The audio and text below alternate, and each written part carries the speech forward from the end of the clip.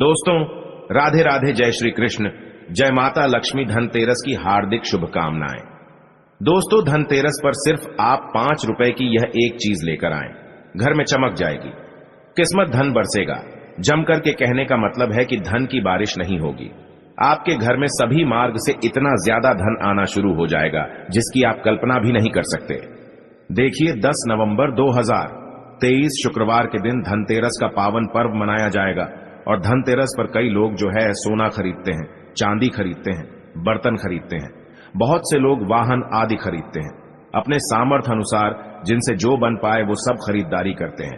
धनतेरस पर भगवान धनवंतरी की पूजा होती है। धनवंतरी को आयुर्वेदिक का जन्मदाता और झांता माना जाता है। वीडियो ध्यान से देखना, तब आपको समझ में आएगा। और इस दिन हमें क्या खरीदना रुपए की चीज।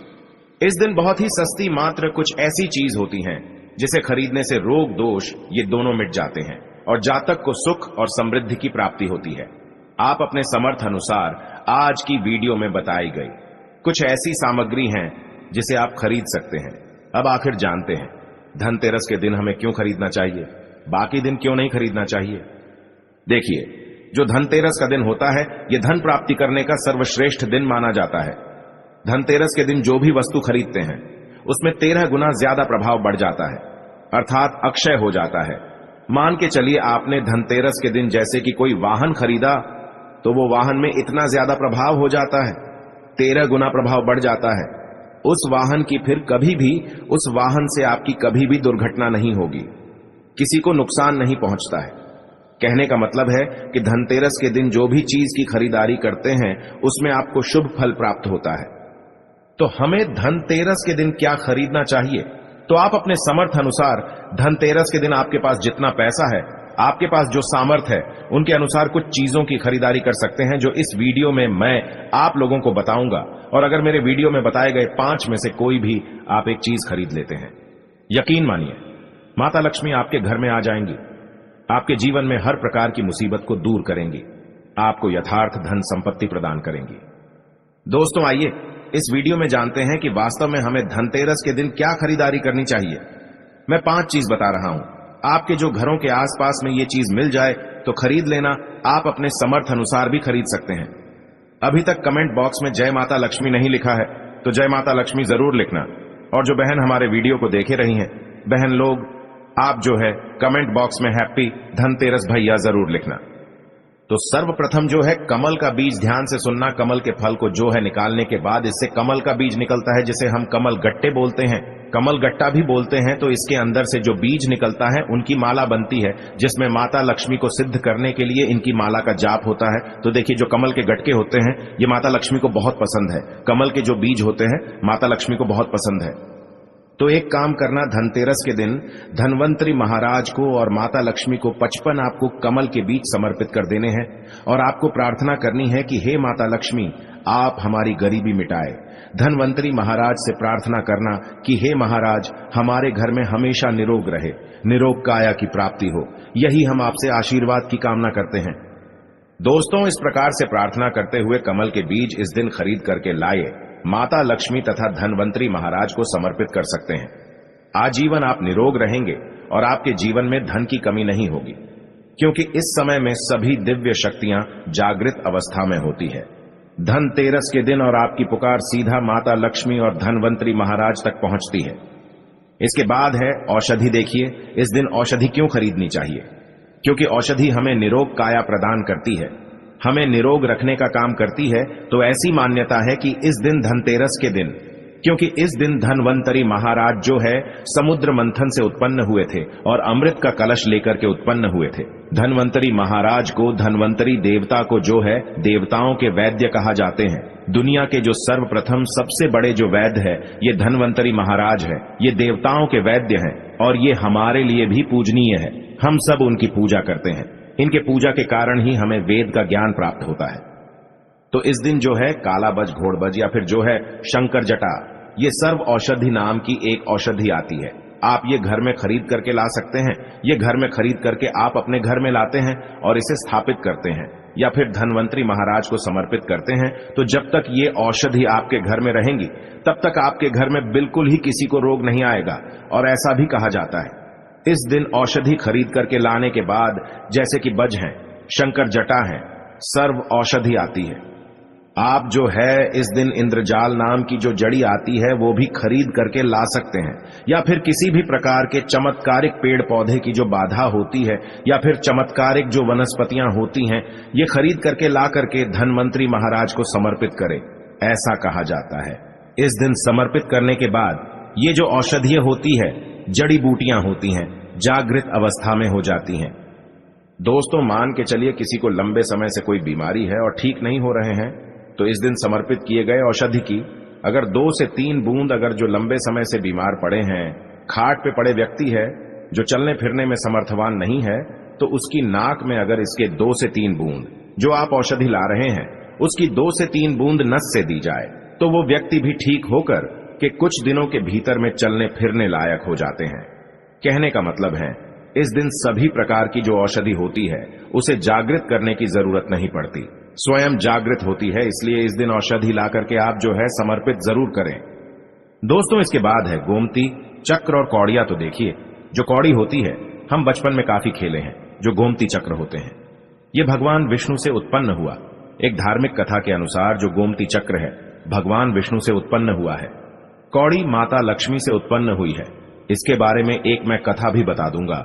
तो इस दिन आप अपने समर्थ अनुसार 5 गोमती चक्र और 5 कौड़ी जरूर लाना। पीली कौड़ी जरूर लाना। पीली कौड़ी को माता लक्ष्मी का वाहन कहा जाता है, क्योंकि माता लक्ष्मी भी समुद्र मंथन से उत्पन्न हुई, समुद्र से उत्पन्न हुई है, और कौड़ी भी समुद्र से उत्पन्न हुई है। ऐसा कहा जाता है, जिस स्थान में कौड़ी हो वहां पर माता लक्ष्मी माता स्वतः ही खींची चली आती है। जिस प्रकार जो चुंबक होती है लोहे को अपनी तरफ आकर्षित करने का काम करती है, उसी प्रकार जो ये कौड़ी है, ये धन लक्ष्मी को अपनी तरफ आकर्षित करती है। तो हमारे धर्मशास्त्र कहते हैं कि इस दिन गोमती चक्र और कौड़ी माता लक्ष्मी को जरूर समर्पित करनी चाहिए।